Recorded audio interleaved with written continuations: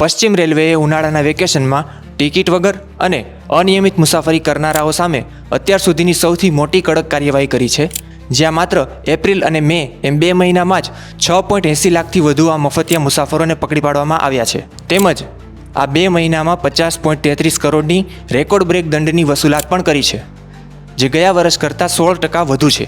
વળી નેશનલ લેવલની વાત કરીએ તો ભારતીય રેલવેએ 2025માં ટિકિટ વગરની મુસાફરી કરનારાઓ પાસેથી કુલ 1781 કરોડનો જંગી દંડ વસૂલ્યો હતો.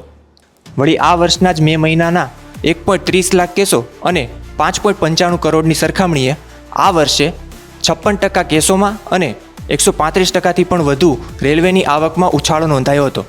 જો કે આ આખી ડ્રાઈવમાં સુરત રેલવે સ્ટેશનના ટિકિટ ચેકિંગ સ્ક્વોડે જબરદસ્ત કામગીરી કરીને મે 2026ના એક જ મહિનામાં 32,556 જેટલા ટિકિટ વગરના અને અનધિકૃત મુસાફરોને દબોચીને તેમની પાસેથી 2.73 કરોડનો જંગી દંડ વસૂલ્યો હતો.